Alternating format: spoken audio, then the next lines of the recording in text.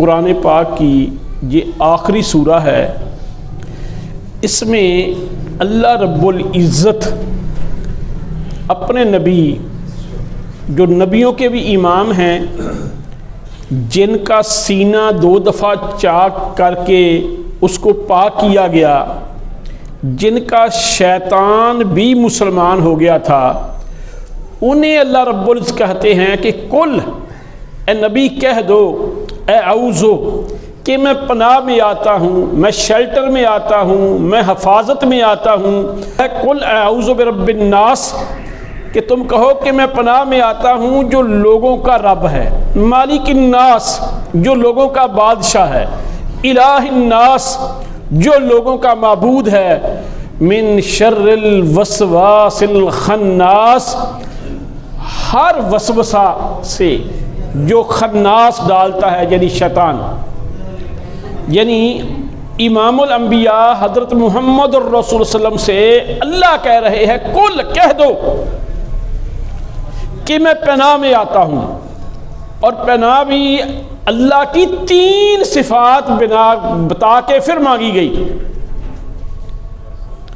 اور پھر اس صورت اور اس سے جو ساتھ والی صورتیں ہیں، سورہ فلق اور سورہ اخلاص، ان کی اہمیت آپ کے ہاں اتنی تھی کہ محمد الرسول صلی اللہ علیہ وسلم فجر کی نماز کے بعد ان تینوں صورتوں کو 3 مرتبہ پڑھتے تھے، باقی نمازوں کے بعد 1 مرتبہ پڑھتے تھے، مغرب کے بعد پھر 3 مرتبہ پڑھتے تھے، یعنی فجر اور مغرب کے بعد یعنی موقع پہ 3 مرتبہ، اور باقی جو 3 نمازیں ہیں ان کے بعد 1 مرتبہ، اور رات بستر پہ سوتے وقت پھر نبی مکرم صلی اللہ علیہ وسلم 3 مرتبہ پڑھتے تھے۔ اب اللہ نے بھی کہا قل اعوذ برب الناس مالک الناس الہ الناس۔ اب ان کی کتنی اہمیت ہوگی کہ نبی مکرم صلی اللہ علیہ وسلم ایک دن میں ان کو اتنی مرتبہ پڑھتے تھے، پھر سارے صحابہ، پھر ہمارے اسلاف۔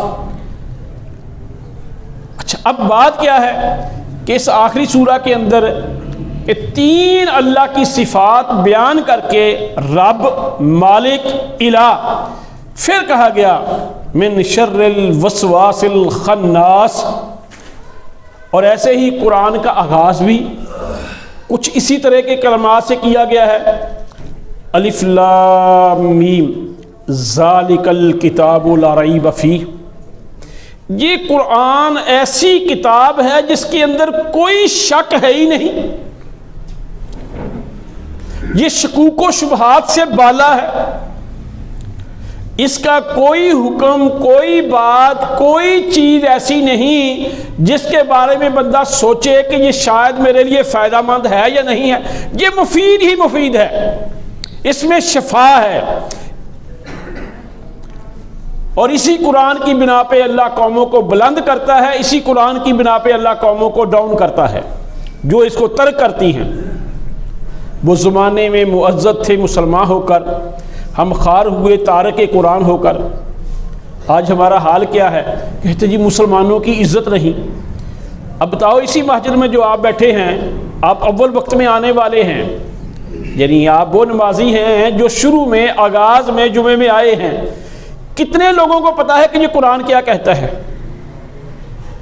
جب پتہ نہیں آپ قرآن پہ عمل کیا کریں گے؟ یہ سوچنے والی بات ہے۔ پھر ہم کہتے ہیں جی ہماری رسپیکٹ نہیں۔ اب پھر شیطان کے وہ آگے آج کل ہمارے بڑے کے جدید دور کے جو شوگر کوٹڈ گولیاں دیتے ہیں، زہر ہوتا ہے لیکن وہ کوٹڈ اوپر کی کوئی اور چیز گولڈ کی ملمہ کاری کی ہوتی ہے، اس طرح کی باتیں۔ وہ جی ٹھیک ہے قرآن ہے، یہ کون سا قرآن میں ہے؟ دیکھیں یہ قرآن میں اور آپ نے مانا ہے کہ یہ من جانب اللہ ہے، اس کی دلیل کیا ہے میرے اور آپ کے پاس؟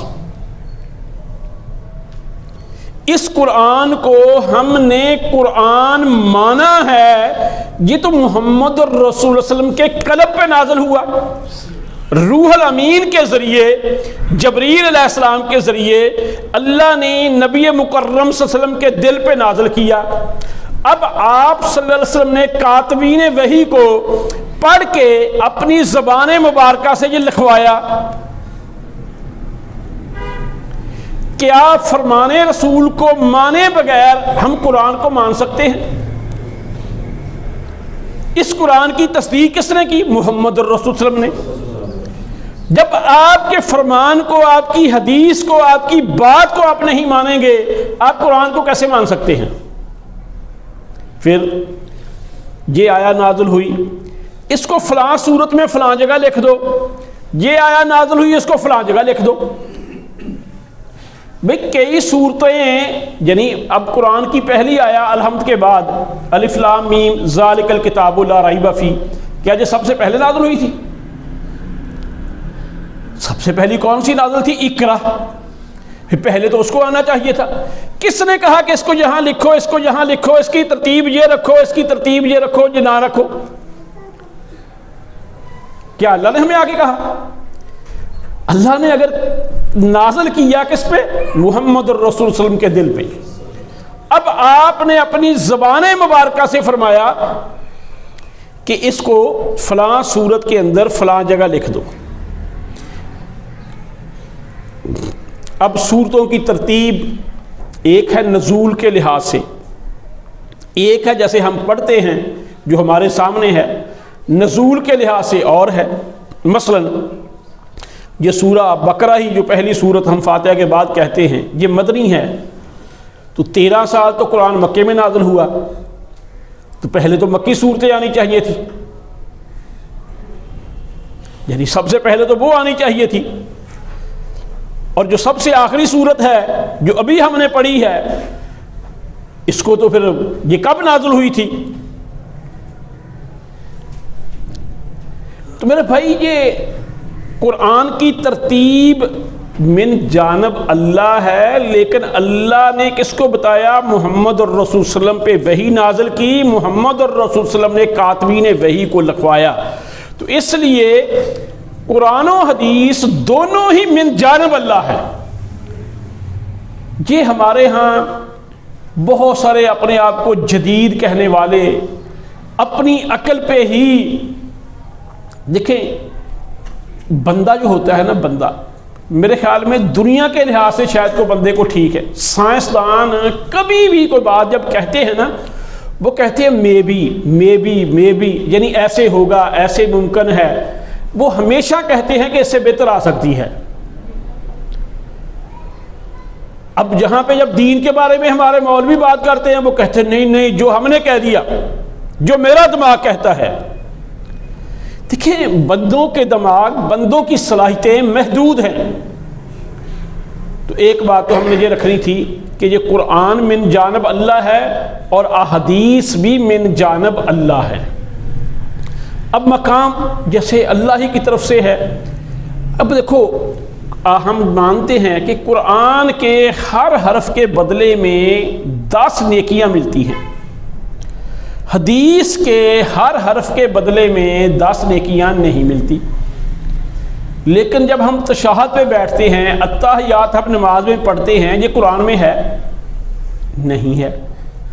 جو درود ابراہیمی ہم نماز میں پڑھتے ہیں، یہ قرآن میں ہے؟ نہیں ہے۔ اب قرآن حدیث سے افضل ہے، یہ ہم مانتے ہیں، بالاتفاق ہے۔ اب نماز کے اندر ہم اگر اپنی عقل سے بات کریں، ہم کہیں کہ ہم نے تو افضل چیز ہی پڑھنی ہے، کیوں ہماری نماز ہو جائے گی؟ بھئی عبادت ہوگی ہی عبادت اس وقت جب محمد الرسول صلی اللہ علیہ وسلم کے طریقے کو، آپ کے احکام کو فالو کریں گے، اپنے آپ کو اس ہستی کے سامنے سرنڈر کرنے کو ہی کہتے ہیں کہ میں مسلمان ہوں۔